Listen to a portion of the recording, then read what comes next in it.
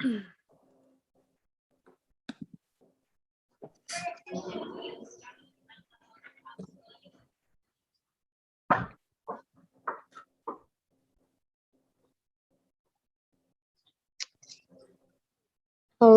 everyone. We're officially on live now.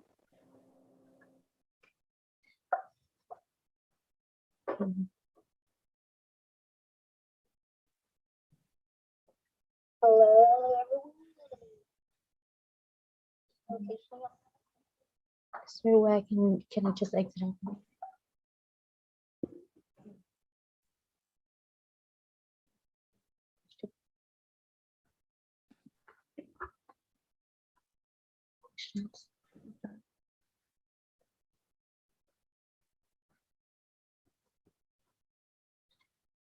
Okay, well, we should be able to get ready. So to all my viewers out there, thank you very much for joining us. My name is Mai, and I'm here with Christian Therapists on Demand. We also have a few panelists here who join us today for this talk. Our topic will be about pregnancy and infant loss.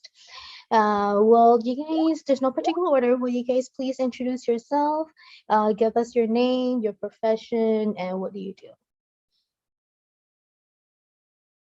I can go first since I'm already unmuted.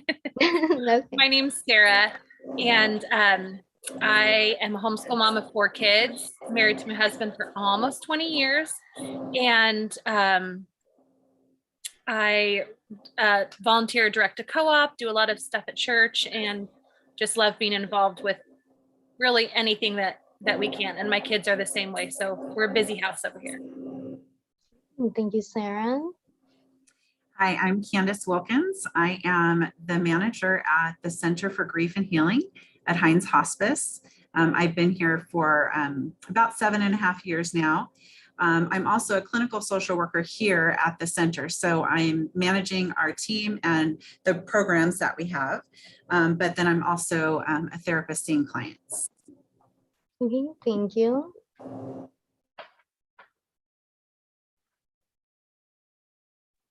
My name is Jessica Person. I am a mom of 7. Homeschool some are in college, and some are in our local elementary school. Our first little guy is waiting for us in heaven. He had trisomy 18 and passed away the day he was born at 40 weeks, 19 years ago. My husband and I live in Minneapolis, Minnesota, and have been married for 22 years. And my role here tonight is as the chairman of the board of Now I Lay Me Down to Sleep. We are an organization that provides a free gift of photography to parents experiencing the loss of a baby, either through stillbirth or early neonatal loss. These are families that haven't yet had an opportunity to have pictures taken of their baby, and it's done through a network of professional photographers who volunteered their time to do that. I'm also an affiliate photographer for Now I Lay Me Down to Sleep and have done that since 2006. Professionally, we own and operate a newborn photography business that operates in hospitals. So we typically see healthy newborns in our daily work life. It's a really neat synergy with Now I Lay Me Down to Sleep, and I'm honored to serve them.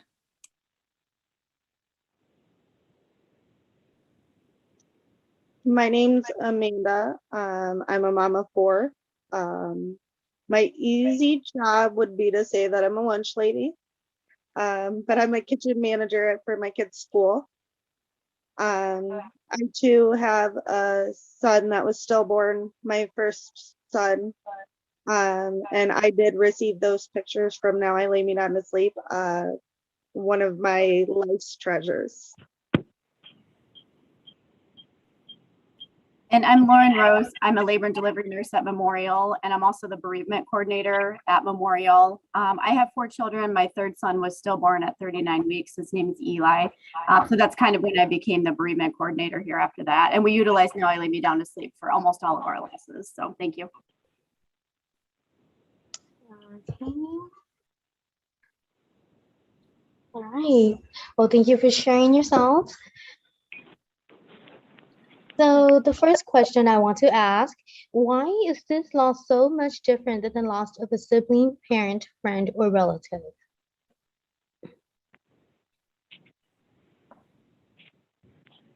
Would anyone like to share any experience, possibly share anything?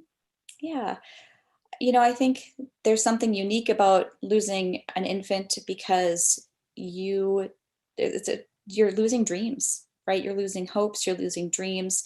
You realize that while you're holding this baby for now, you're never going to see this little one take first steps or say mama or dada. You're never going to see them grow up or ride a bike. And so all these things that you've dreamed about during the course of your pregnancy, that they're gone. They're gone in a moment.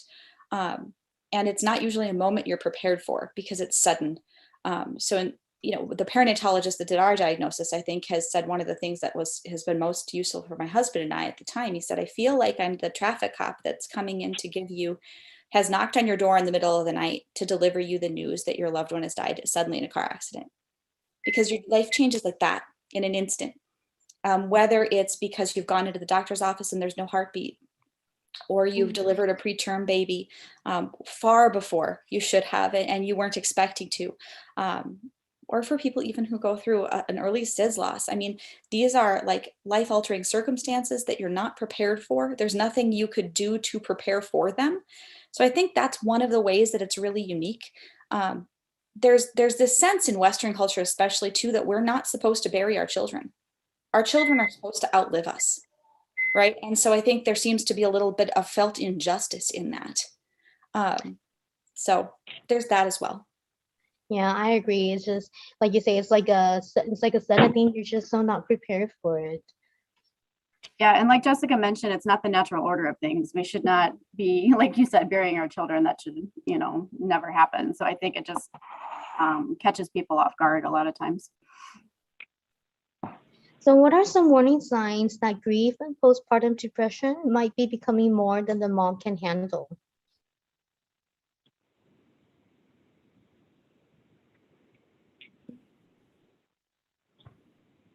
Would you guys say maybe like after, losing the child, if the mom just started, crying and she start feeling like she's harming herself, would that be considered something that's, too much for her to handle, that she's possibly need to be seeking like some counseling services?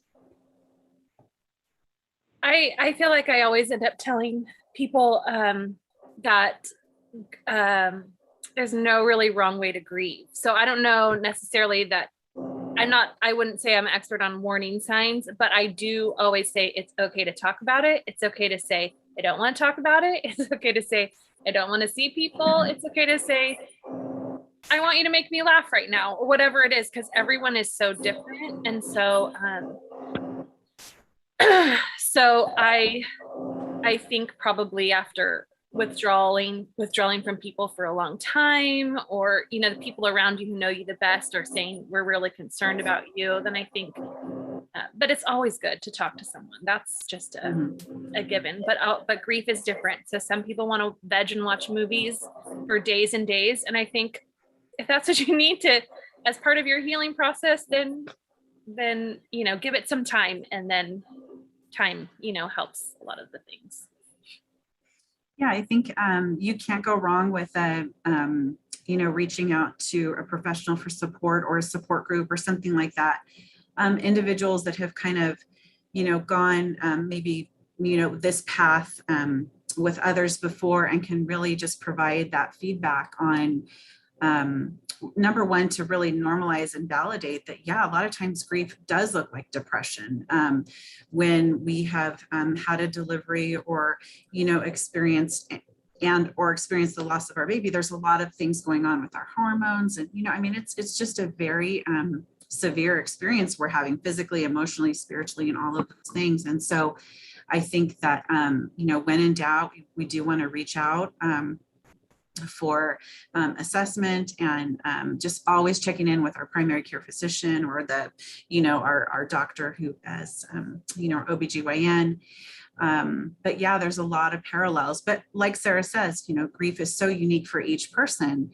It doesn't mean that grief will turn into depression, but sometimes they are the same, and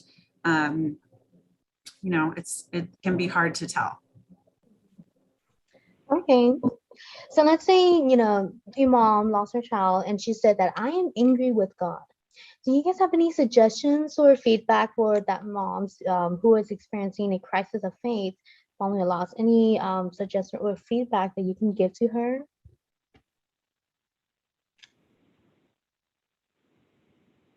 This is one of my favorites. I'm sorry, I'm talking a lot. God didn't do this to you.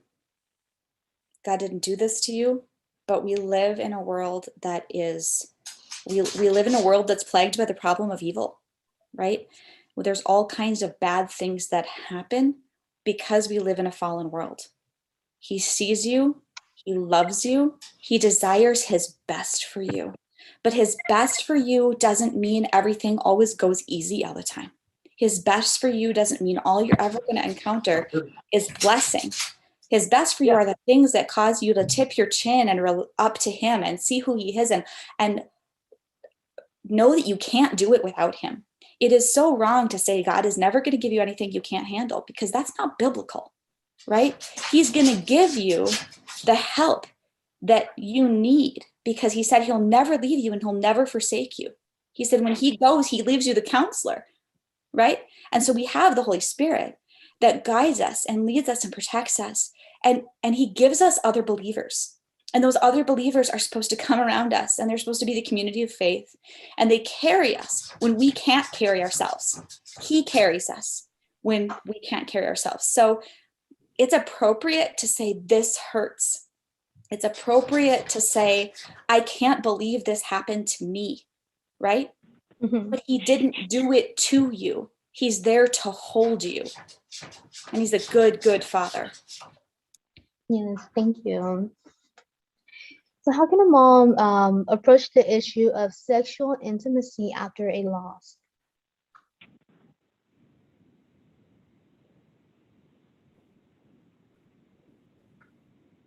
Do you feel like, what do you think the mom may feel? She might not, want to have sex because, she just lost her child. She may be under, depression.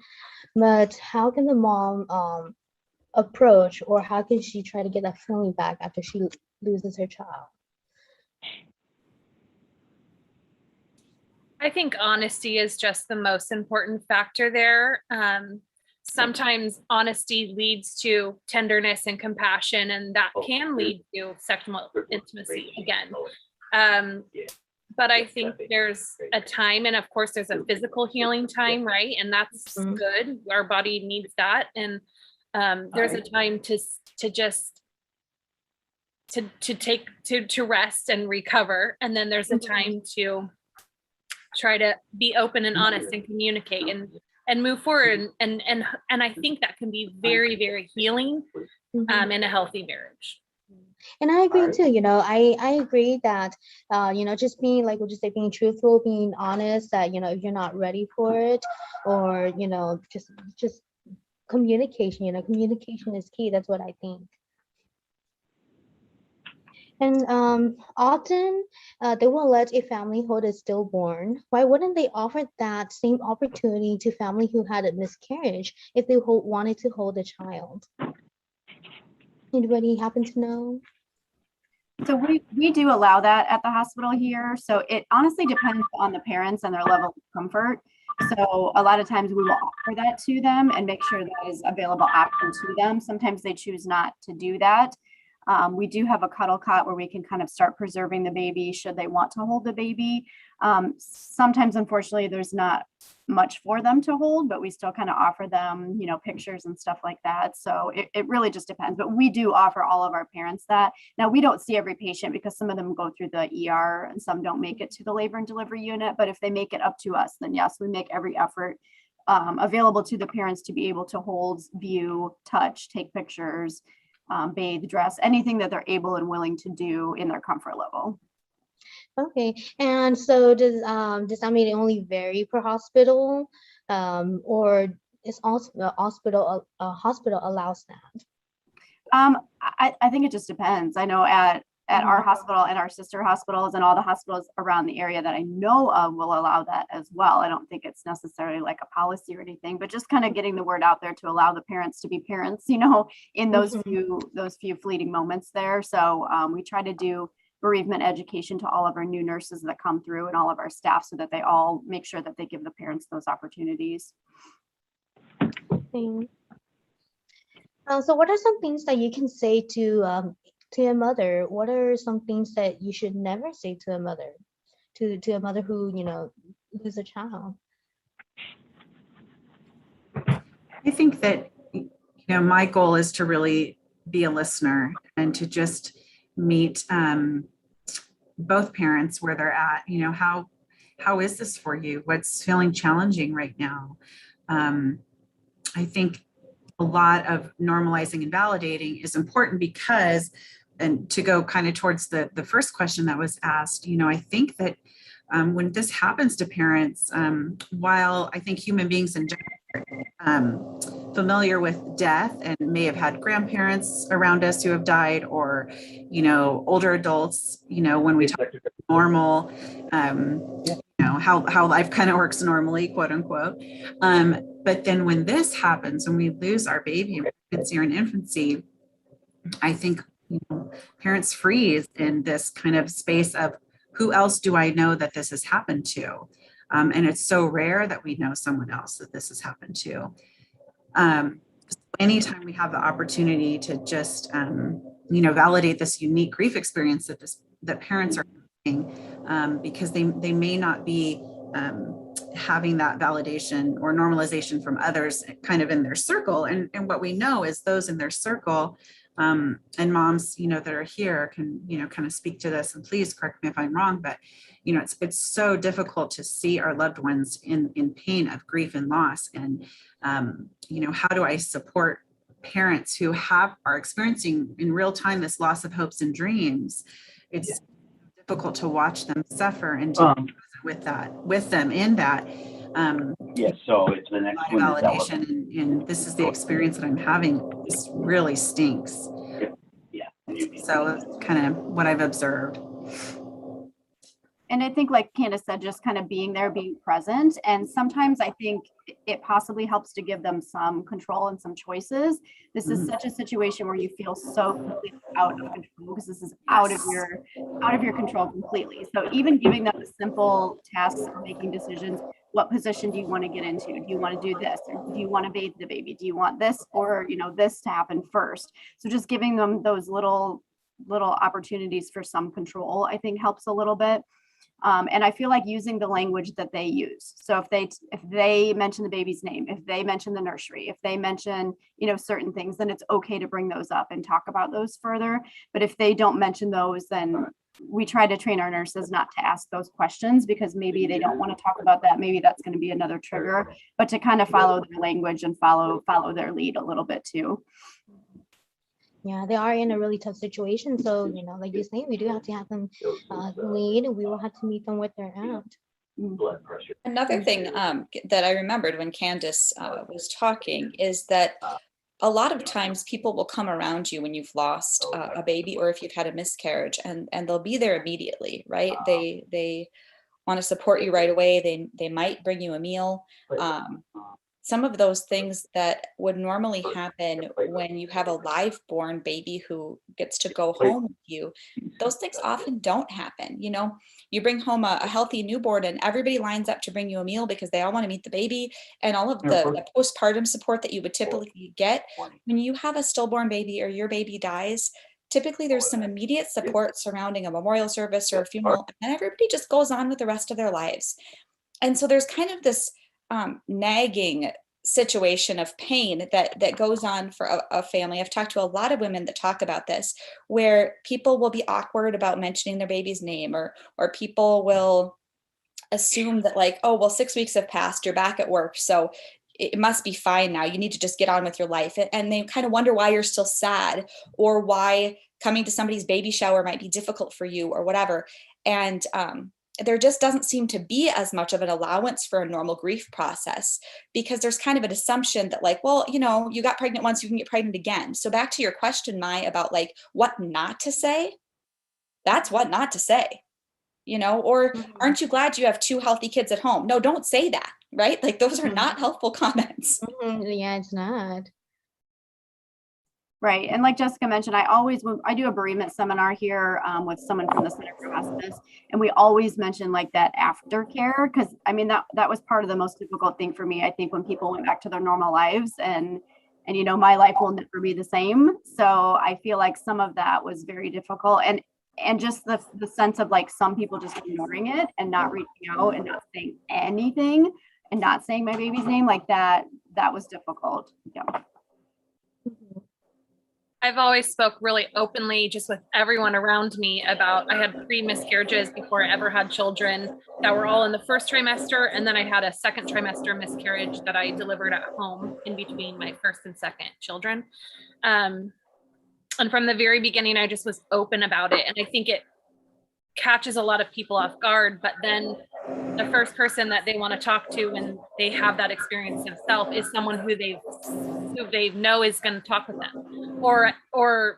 and I think it's like you said, Lauren, I think it's so important to repeat their language. My cousin had a stillborn baby and she calls him by name all the time. So we talk about Turner's anniversary. We talk about what he would be doing right now. And that's kind of what she wants. And so just coming alongside and supporting them wherever they are is really important. It kind of brings up the topic too, Sarah, just circling back to loss of hopes and dreams, in the grief, let's just say of the first year, and if there were, let's just say second semester loss, or trimester, sorry. When is your due date, and checking in on the people that we care about who had a loss. When is their due date? A lot of times, the certain day of the month that baby passed away is triggering, checking in on someone on that, month day. What about when it's time for baby to go to kindergarten? Jessica talks about, this is 19 years, but man, I'm thinking last year when your child would have been 18 and graduating, what a time that was, just remembering and grieving, in that unique space. So just, this is a lifelong grief process for parents, and really encouraging those who are listening today or, that we're in contact with to just remember those special dates, be there, year out. So I don't know what, moms have to say about that, but. I do have a question. So when you're talking it got me thinking, would anybody be able to tell me what are the, which trimester is the one that's most at risk for miscarriage? And then like for SIDS, right? From what month to what month is like the most common for babies to be at risk for SIDS? So I would say the first trimester is probably the biggest for loss. So that would be up until about 13 weeks. So that's when a majority of them happen, I would say. And then you get into like the second trimester losses. SIDS would be obviously after the baby's born. So from any point on, I mean, up to a year, 2 years, I think that, which isn't as much of a risk as the miscarriage. Most of those losses, I think, are going to occur within that first trimester, but not to say that they can't happen anywhere along the line there. So, all right. So what are some difficult questions to answer regarding,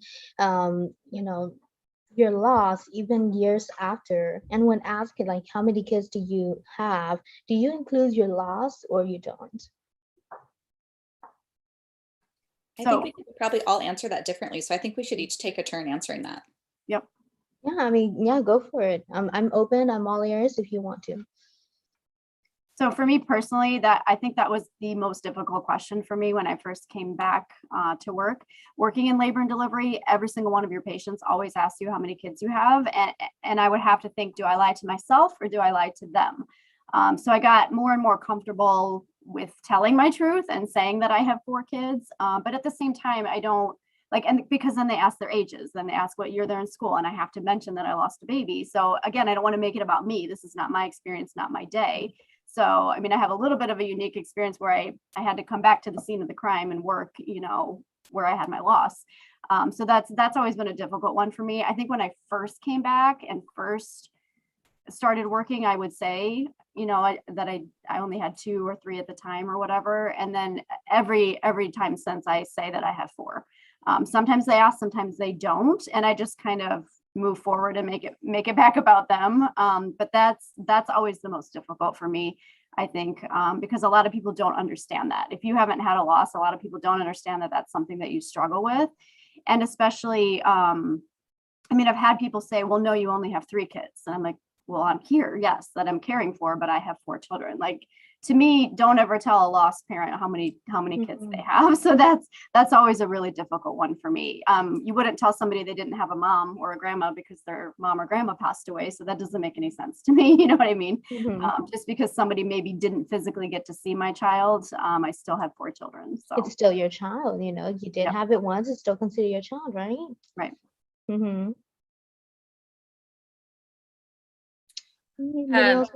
I don't always answer for children and for in heaven, but we've talked about it so much in my house with my kids. We have stockings that we put up in like a different section. We just talk about it like it's a normal part of life, because it is. And I also want my kids to know that hard things are a normal part of life and grief is a normal part of life. And so we just talk about that openly. So occasionally, you know, in conversation with people, if it's one-on-one or whatever, I'll share that because I feel like it's a part of knowing me and who I am. But if I'm just introducing someone or meeting someone off the street or whatever, and it's not a good time for a conversation, I usually don't. But sometimes my daughter or another child will pipe up and be like, and 4 in heaven. And then I'm like, yes, that's true. So it just depends on the timing, I think, and the person.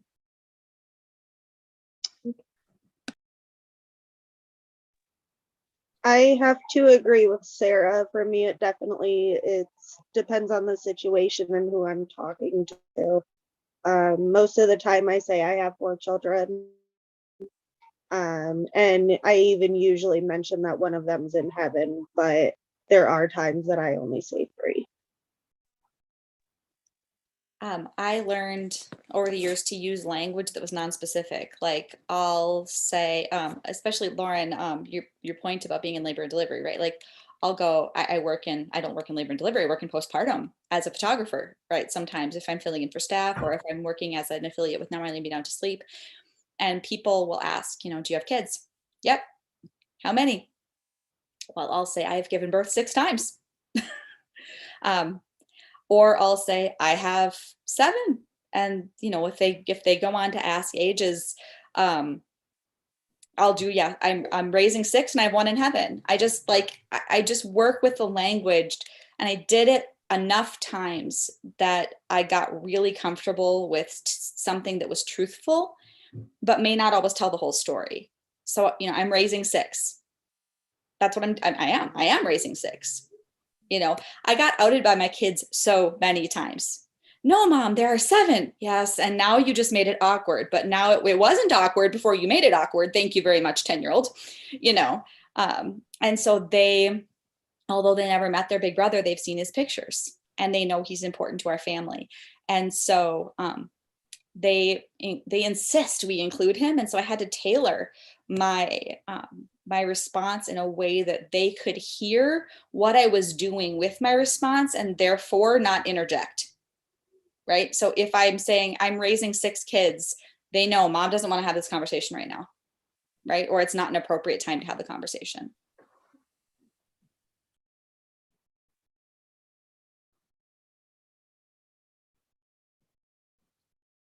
All right. Anybody else have to add? I'm here to listen. Okay.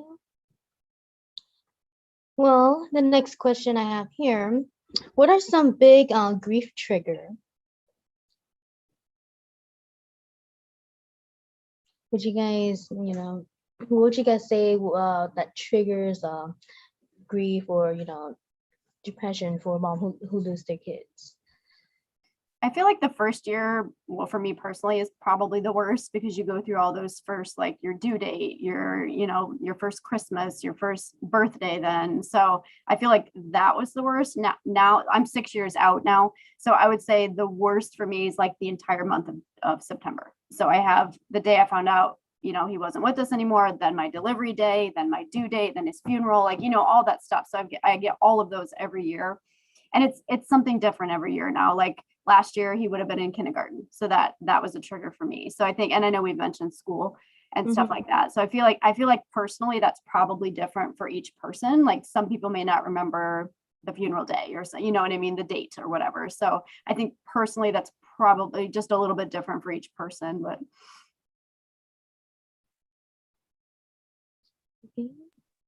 I remember my sister saying she was going to come over after our very first miscarriage, and she had just had a baby, like I think 6 months previous, and or maybe even less. But anyway, she came to the door, and I'm like, "Where's the baby?" And she's like, she just starts bawling. "I didn't want to bring him. I didn't know if you wanted him here, And I'm like, "No, I need the baby."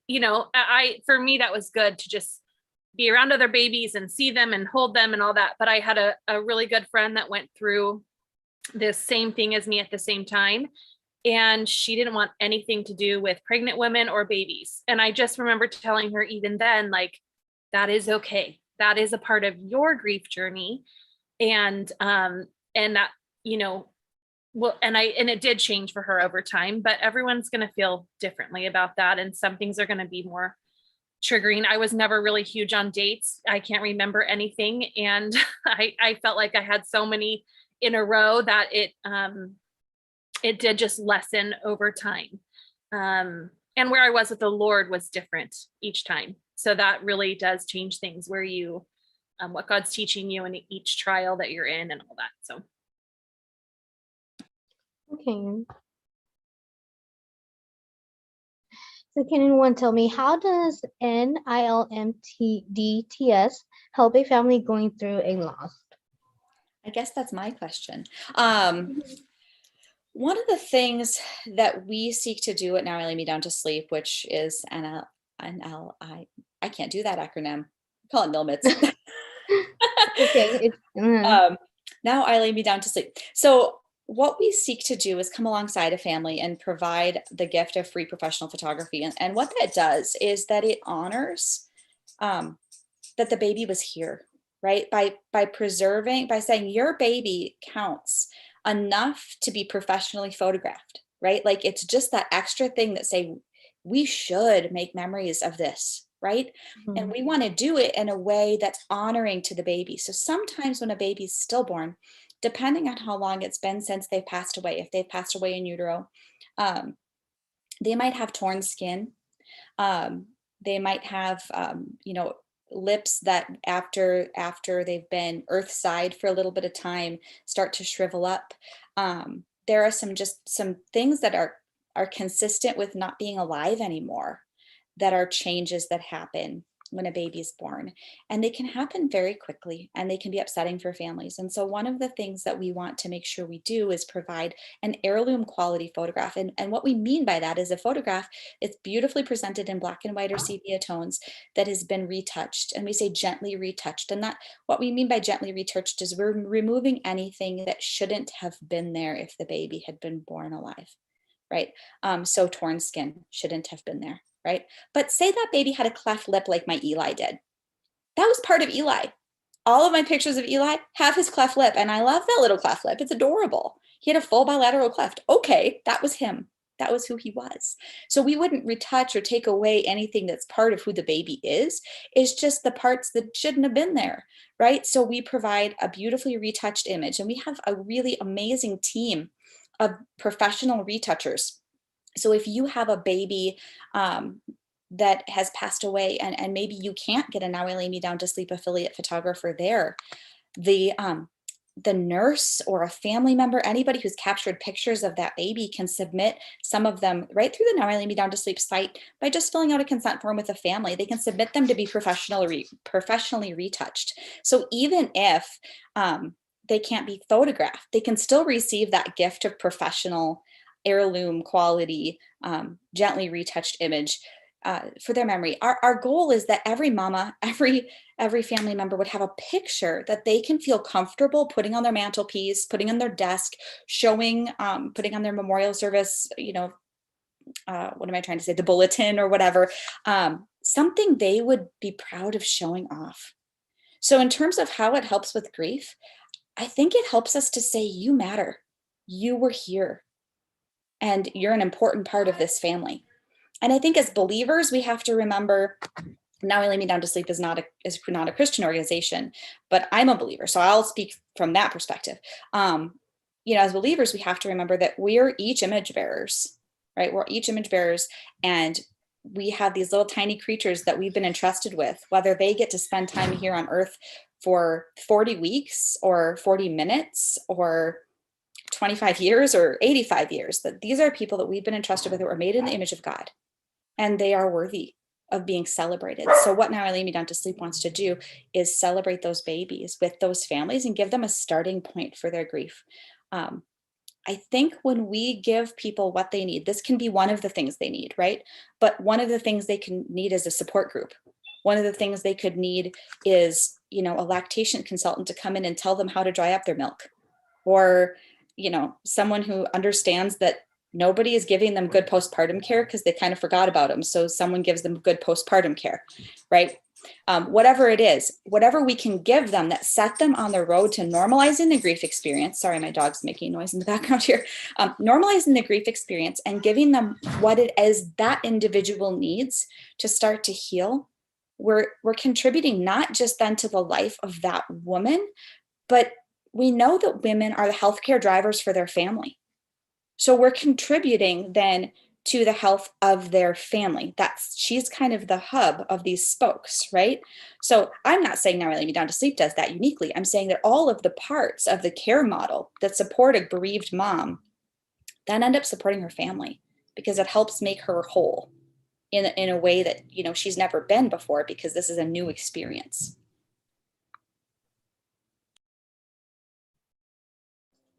I just wanted to chime in, Jessica. I have been in the hospital room with a family as part of our Angel Babies program when the photographer comes in, and what I witnessed was so much meaning for mom in having her baby photographed, but also her as part of the photo, right? Because that's what we would do if there was a baby that had not passed away, right? We would be taking family photos and all of that. So just the gentleness, just the meaning in that experience was just very beautiful to watch. So I'm just so cool to be meeting you today and just saying thank you so much for this amazing program. It's phenomenal. Thank you. And thanks for sharing that. One thing that, a lot of our photographers will report, I've heard this countless times as we've interviewed affiliate photographers for training videos or whatever it is, just to get feedback. We find oftentimes you'll have a mom who hasn't yet held her baby. So the photographer arrives there and she hasn't felt comfortable holding her baby or interacting much with her baby. And as Lauren mentioned, and Candace, I'm sure you've experienced this too, you have to just follow mom's lead. If she's not comfortable holding her baby, she's not comfortable holding her baby. And yet as providers, that ultimately we'd like to get her there, right? And because we know that helps in aiding healing, but we have to follow her lead. So oftentimes when the photographer comes, and the photographer is a non-medical person. We are not a healthcare professional. There's an expectation from mom that you're going to be okay with her baby because you're a medical professional. You're supposed to be, right? But when someone who's not a medical professional comes in and talks to that baby and acknowledges that little one like they're perfectly normal. I come in and we all are trained to do this, come in and say, could you introduce me to your baby? Right? And they say, oh, that's Ethan. Or, oh, that's Simon or whatever. And so you go over and you look in that little bassinet if mom is not holding that baby, and you say, hi, Simon. Boy, aren't you just adorable? And you start interacting with that little one, and you get her permission to move the baby to do photography, and you're engaging, and she's already said she doesn't want to, right? I just had this happen a couple of weeks ago even. The dad was holding the baby. Dad was comfortable holding the baby. Mom just couldn't. And eventually she came over and she started stroking his fingers. So we snapped that. And then she put her hand on his head. So we captured that. And by the time I was only in the maybe room for 20, 30 minutes. By the time I was done, I said, Mama, is it your turn? Would you like to hold him? And she said, yeah, I think I can. Right. And that happens time and time and time again, as we just give them their little parenting moments. You know, there can be a fluid shift and baby's nose can start to kind of bleed, and you weren't, that's normal. Like that may happen as we move baby. Here's the tissue, get ready. And you get that parenting moment where they can wipe their baby's nose, right? Or they can hold their baby's hand or their feet and help in the process of taking pictures or capturing a bath or whatever it is. And suddenly you have a mama who's holding her baby. So is it the pictures that helped? Maybe not. They'll be a good memory later, right? But it's the act of normalization that got her involved. Jessica, I think I'm gonna. It's just, oh my God, it's just so touching. I think I'm gonna cry. Well, first of all, that's so amazing. I didn't know all that stuff. I knew about Now I Lay Me Down to Sleep, but not all the things that they did. And that's just so beautiful.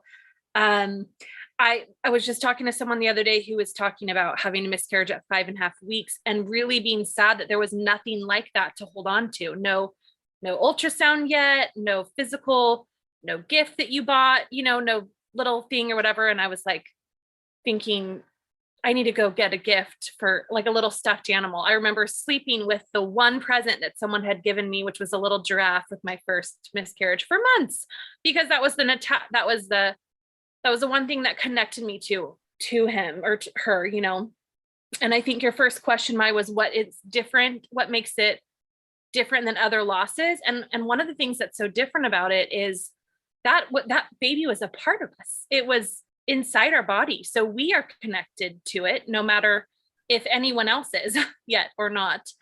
And so having that physical something to look at, to remember, to say goodbye to, whatever it is, I think is so, so important and good, healthy. It makes me think about one of the most important questions that I feel like I ask parents is, tell me about your baby's name. Why did you choose that name? And then just being so mindful of using baby's name, again, if that's, how they want to refer to baby, over and over again. And just, for in my role as counselor, using that baby's name over and over again. But it's so meaningful to hear, why did you choose this name? And let's talk about and celebrate that as if we would for, our living children.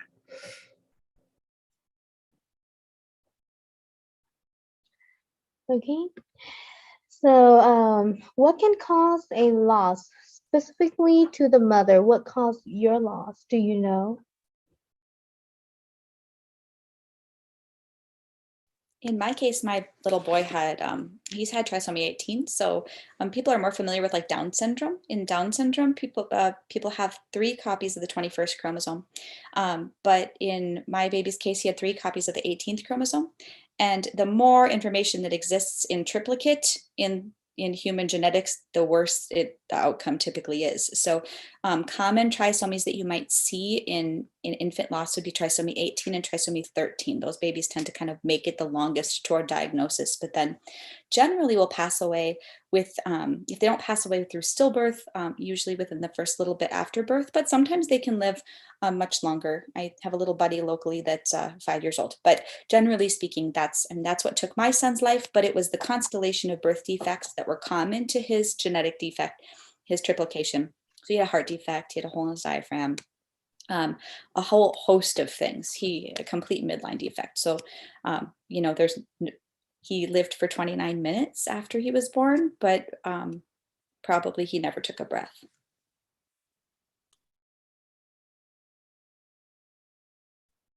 And that was similar for my son Eli too. His was genetic.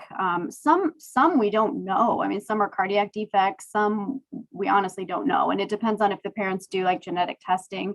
We can send the placenta for testing, or if they choose to do an autopsy. So sometimes we don't know. Sometimes the parents will go for genetic testing afterwards, like for subsequent pregnancies, and get some of those markers checked and stuff like that. But I mean, some of it unfortunately remains a mystery too. I have no medical diagnosis. However, when I had my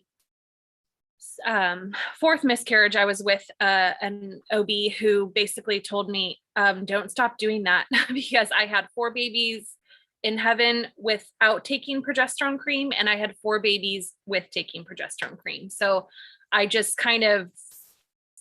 I read into a lot of stuff. I kind of assumed that I was missing something hormonally, and my doctor said, if you think it's working for you, go ahead and keep trying. But they've never said like, this is why not. I just, in fact, I'm in my early 40s and I'm having some perimenopause type symptoms that are extreme right now. And I'm assuming it's probably lack of progesterone. So I don't know. I do always kind of mention if people have had recurrent miscarriages, that might be something that they might want to look into themselves, but that's coming from a totally non-medical person, just my experience.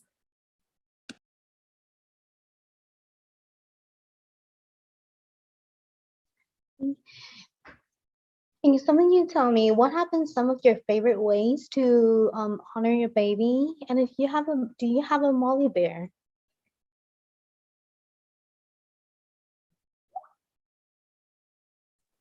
I do. One of my friends who experienced a loss prior to me, she had received a Molly bear herself. So she purchased me a Molly bear. And for anyone who doesn't know, Molly bears usually are weighted teddy bears, and they're in the weight usually of your baby's weight at birth. So that's something nice to give to parents or to gift to someone so that they can have that weight in their hands, because they more than likely didn't get to hold their baby long and obviously won't get to hold their baby, at home. So it's helpful. It was too long ago for me to have had a Molly bear. Our favorite thing to do is make a cake on his birthday. We knew we had the, I will call it a blessing. We had the blessing of knowing at 20 weeks that he wasn't going to have a long life. And so we did some sort of intentional planning for his death, his life, his death, his memorial service. But one of the things we did is a couple days after he was born, we had a huge party at our house. Now, in the days of COVID, this sounds like a crazy thing to do, but we had like 100 people at our house to have birthday cake and share pictures of Eli. And this was before there was Now I Lay Me Down to Sleep. It was kind of crazy that we had all these pictures. We had like 150 different pictures of Eli that we just, had taken a family and whatever, visiting him. And so we had this big birthday party, and then we had a private family funeral. But every year on his birthday, we make a cake from scratch that we only make for his birthday. So that's our family celebration. It's my kid's very, very favorite cake, and it's Eli's cake. That's so cool. We at Angel Babies, we do annual events for our families. And, I think there's so much value in the rituals that we each create, whether it's corporately or as families, intimately. We have done a butterfly release for our families for the past, I think it started as a dove release, and now we've changed into butterflies. But anyway, so for 20 years, as long as our program has been around, just gathering together in October for National Infant and Pregnancy Loss Month, and just setting aside time to be together, to remember the babies of our families and to read their names, to light candles. Now we have our butterflies, special music.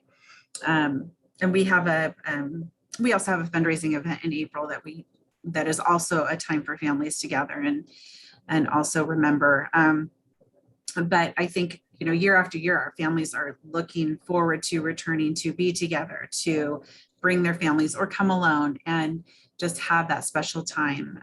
And I just always say, anytime that we can let our families know that you're not alone and that your baby is remembered, it's just so powerful for them. Now I Lay Me Down to Sleep does an annual remembrance walk, and we do some on-site. So it's very much like what you do, Candace. We do some on-site in cities where we have like a really big local presence of photographers, but the pandemic has really pushed us to do some online events that have been incredibly well attended. I'm sure because of the pandemic, but it's something we'll probably continue to do because it brings people from all over the US that couldn't necessarily attend an event in person. And one of the things, we've alluded to, and we've said it a couple of times, but there's such power in being able to say their names. right? And so just, you know, to have, we say our baby's names, right? But to have someone else read your baby's name, you hear, you know, I hear my boy, Eli Bradley Person. Who else is going to say his name the rest of the year? Just me, right? And so that's just really precious. And we also do a butterfly release too. But you know, we with the virtual walk, we actually ship you your butterfly so you can do it at home. It's kind of fun. Well, I mean, it's the same, just kind of excitement around. So sadness that we weren't able to be together in 2020 for our butterfly release. And that was really hard for families, but moved to virtual. We invited families instead to create Google Slides with pictures of their babies and, you know, and just seeing their name. And so we did adapt that way, but you're right, for moving forward. Yeah, I foresee an integrated. Yes, hybrid. Right, It's so yeah, good hybrid. for families. Yeah, for It's sure. such a neat thing.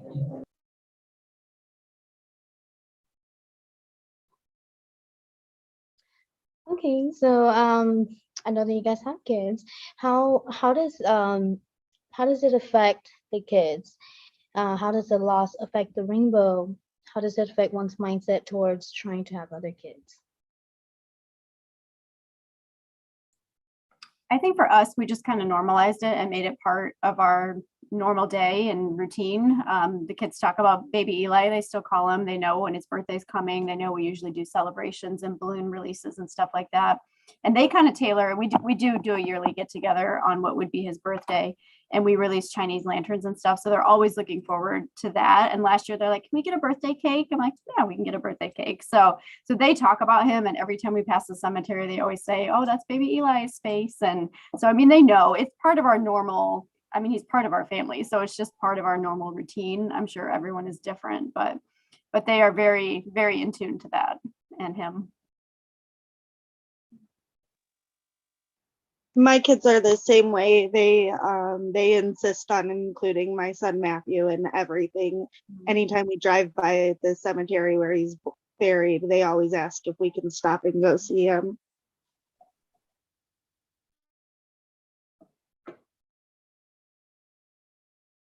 Would anybody else like to include? We don't have a lot of rituals. My miscarriages were all fairly early, but the kids do, like I mentioned, they do talk about it because we just have normalized it and made it a part of our life. And then I think probably the one special thing we do every year is put stockings up for them. And then the kids will tell everyone who comes to our house who those stockings are for. So I do think it's important to treat it as part of life. And because it is, and part of our family.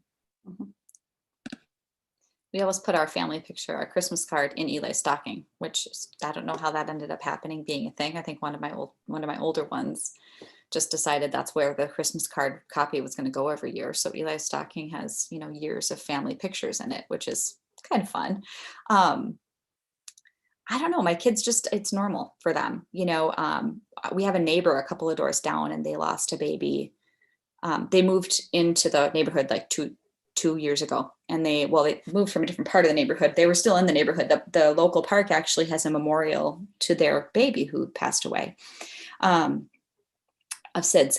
And the mom approached me right after they moved in, and she said, "Your son told me that you have a baby in heaven. My kids never meet anybody who has a baby in heaven." And I said, "Well, welcome to the club we're not supposed to be a part of, right? And she's like, "It was just so neat that your son could talk about that to my twins. Like it's like our family secret, kind of. Like, it's not a secret, but nobody has a baby brother in heaven or a big brother in heaven. In their case, it's a big brother in heaven. In my little guy's case, it's a big brother in heaven, right?" And so that was a blessing to her. And then I was able to stand on the street and say, "And you know that lady 10 doors down? She had a stillbirth. Their kids know too, and they talk about it too." And so, like, we have these 3 families in our neighborhood that's a part of their life, and that we can share that knowledge. We don't talk about it often, but that it's like, okay, this is an okay thing to talk about. And it was actually my son who was able to bridge that gap. Well, and I just kind of wonder too, you know, everyone here, your thoughts on just, you know, that the you know, the issues of death and dying and grief, they remain taboo.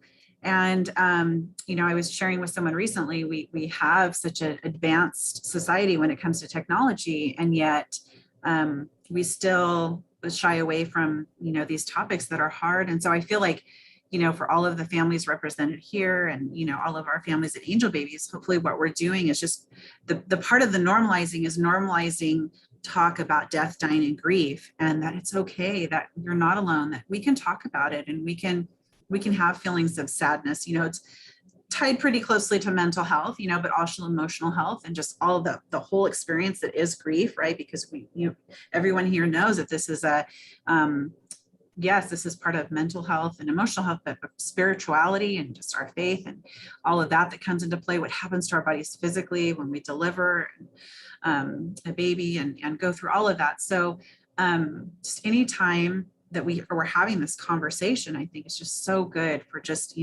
collective humanity.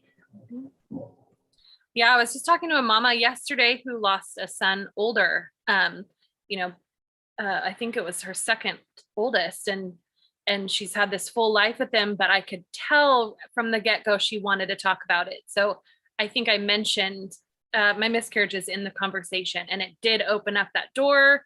It kind of helped her feel, I think, calm, like there was like she was free to talk about it if she needed. And why would you not need to talk? I mean, everyone needs to talk through hard things occasionally, at least. I know I needed to talk about them all the time. So again, everyone's different, and then even just with the last couple of years and how crazy it's been, we were able to, we're both believers, and we were able to come to the conclusion that there's really nothing we can say or do that's going to change the number of days that God has for us. He is in perfect control. We trust him. That doesn't mean it's not hard sometimes. And thank goodness that we have support like that with believers around us who can encourage and lift one another up.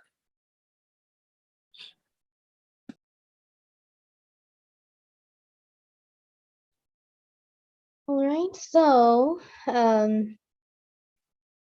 last thing here before we end, what advice would you give to a mother or father or family going through a loss? If each of us can come up with at least 2 advice, that would be great.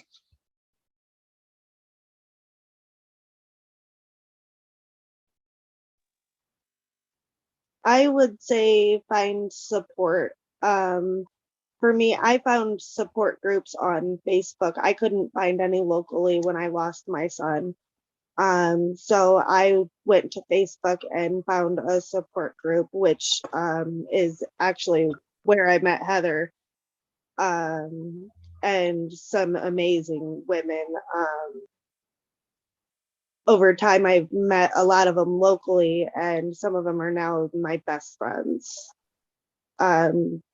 But support, definitely. I leaned a lot on my husband. He was my rock. He did everything. When my son died, I laid in bed and died without dying, to say. But without support, I probably would honestly not be here today.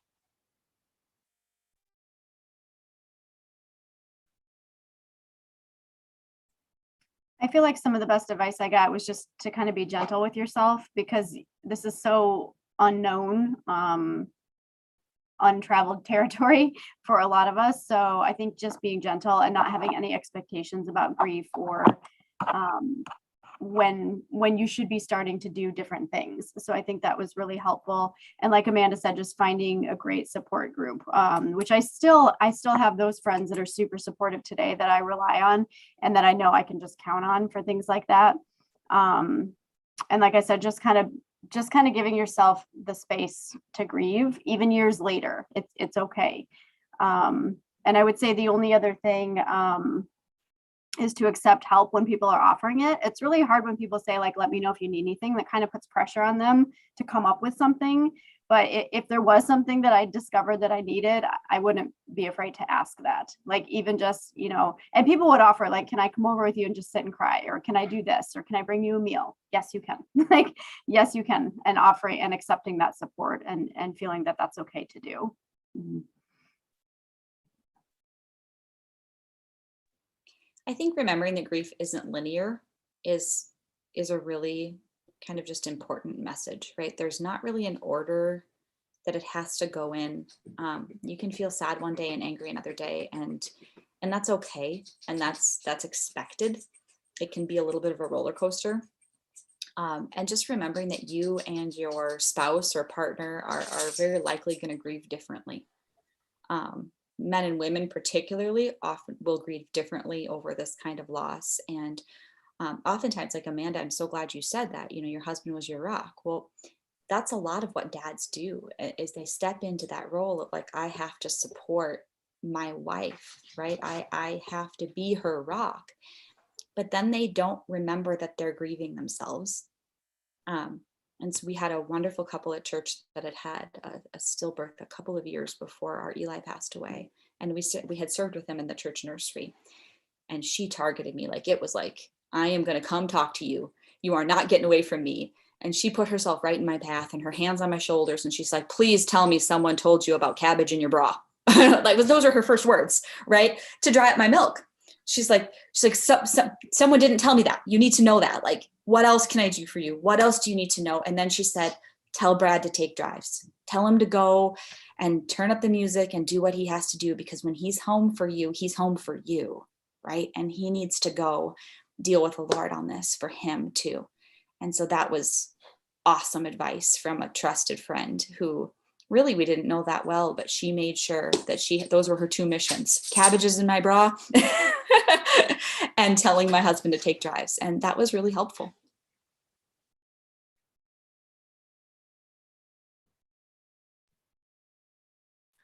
I think, I mean, we mentioned it already, but just being honest with yourself,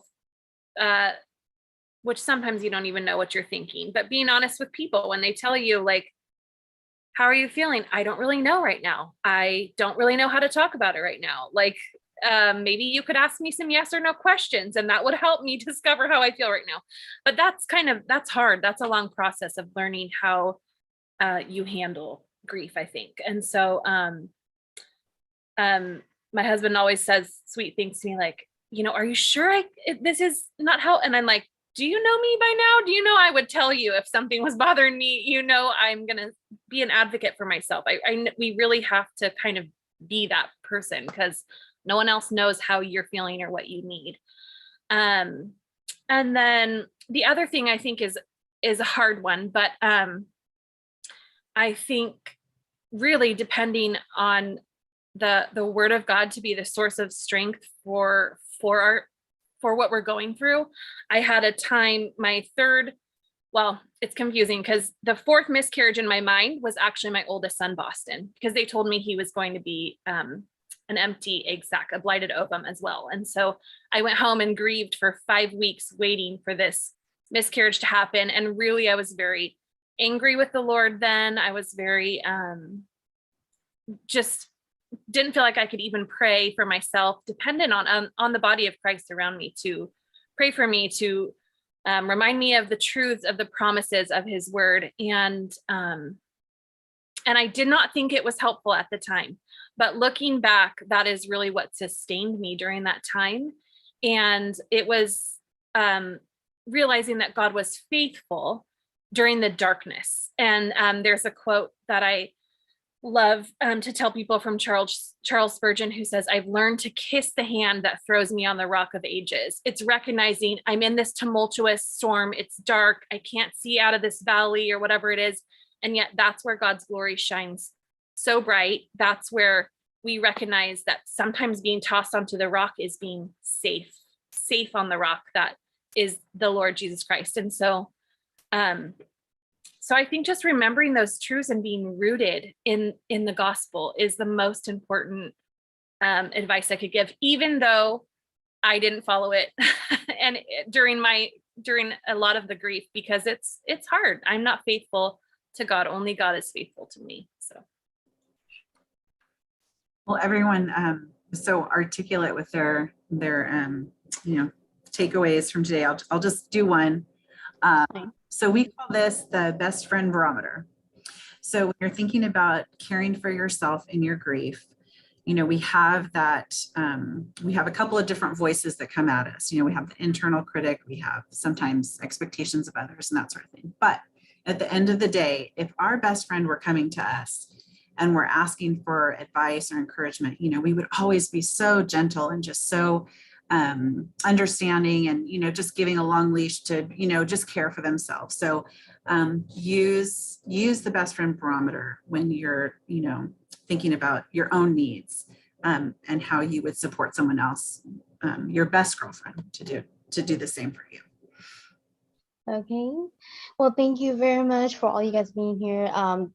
Speaking with me on this topic, talking about support group, I do want to mention that here on Christian Therapist on Demand, we do have grief groups available for those who are interested. Our sign-up process is really, easy, and also your first month is free to join the group. So to any of my viewers, if you're interested, we have grief groups again available on our app. So if you do have any questions, any further question about our grief groups, how to sign up or anything, feel free to call us at 888-358-4372 or email support@christiantherapistod.com, and one of our team members will be happy to assist you. So thank you very much, Sarah, Jessica, Candace, Laura, and Amanda for being here. You guys are wonderful, and and thank you for you guys for being here today and being on live with me. Hope you guys all have a blessed Thanks day. for having us. Bless you all. Thanks so much. It was a pleasure. Thanks for doing this. Mhm. Bye-bye. You. Bye-bye.